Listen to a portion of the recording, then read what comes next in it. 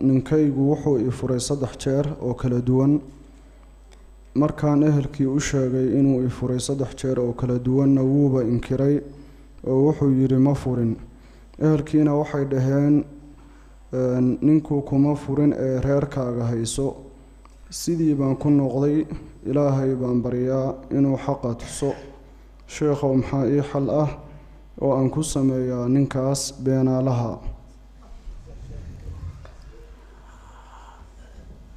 aad bay u badan tahay mas'alada noocan oo kale ah laba xugun bay leedahay ama laba jihay leedahay jiha waxa weeye waa markay noqoto maxkamad iyo xukunka waxa la yiraahdaa dhaahirul hukmi baa la dhahaa dhaahirul hukmi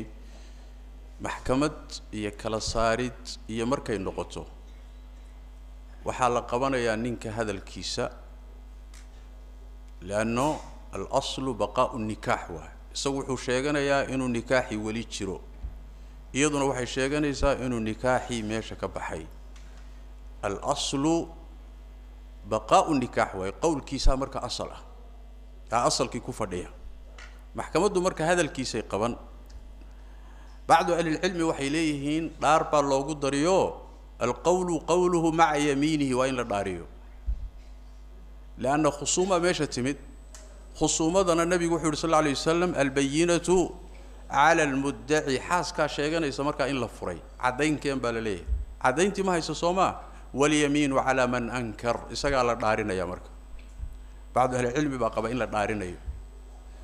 حقا سوى حكمك ظاهر كأه iyo maxkamadaha iyo cid garta qaadaysa meeshay marinayso waa baatilul hukmi wax la yiraahdaa jira oo maxay ah ayadu waxay hubtaa ama maxkamadaha xukunto ama yeysan xukumina waxay hubtaa inuu ninkani furay furitaankana uusan soo ceshanin ilaa ciddadii ka baxday ama dalqadiiba ka dhamaadeen way hubtaa marka waxay leeyihiin culimada jumhuurtoodu way isu diidaysaa way ka cararaysaa way iska fasakhaysaa gogol la seexan mayso imaam axmed alayhi raxmatullah mar la weydiiyey wuxuu yidhi laa yasacuha almaqaamu macahu bal tahrubu minhu wataftadii minhu inay la seexato la joogto uma banaana bal way ka carari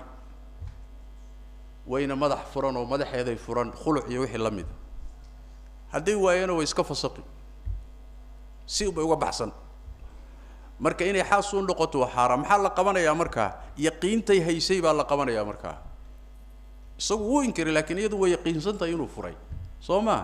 yaqiinteeda iyadu ku dhaqmaysaa oo xaas u noqon mayso way isu diidaysaa way iska furi way iska fasaqi marna waxa xaas u noqon mayso lana seexan mayso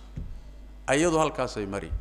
laakiin xukunka daahirka iyo maxkamada hadii la yiraahdo ka horu marka maraya gabadha marka waxaan leeyahay hadaad hubto ninka inay dalqaduhu ka dhamaadeen waalid iyo qaraabadiina la joog ku yiraahdeen hala joogin ma banaana hadaad hubto inay dalqadihii dhamaadeen isaguna inkiray